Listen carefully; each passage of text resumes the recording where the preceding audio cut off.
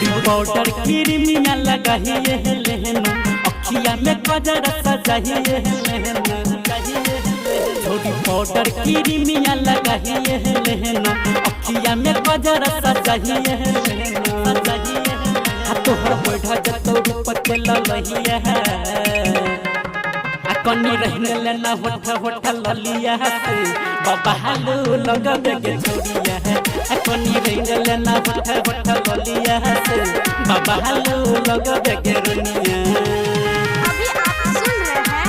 उटोना से मैथिली म्यूजिक की शानदार प्रस्तुति।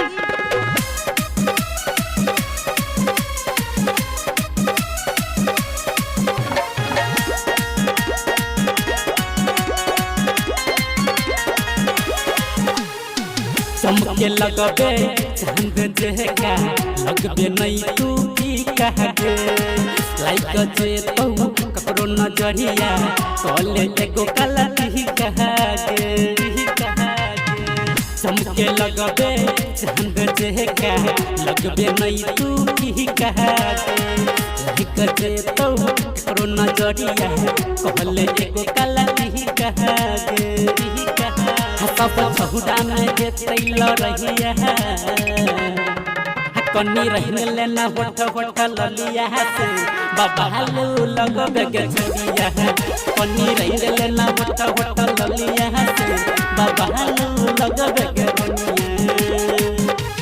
अभी आप सुन रहे हैं उटोना से मैथिली म्यूजिक की शानदार प्रस्तुति।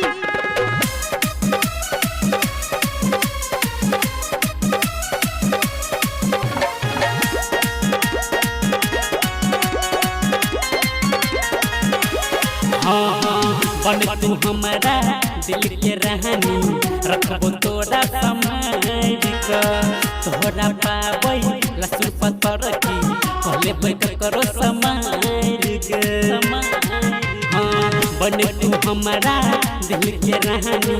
रखबो तोरा समाज का तोहरा पावई लसुन पत्थर की कहले बैठ करो समाज के कहूँ में से दतिला के तोरा कनी रहने लेना होठ ललिया से बाबा हालू लगबे के छोड़िया कनी रहने लेना होठ ललिया से बाबा हालू लगबे के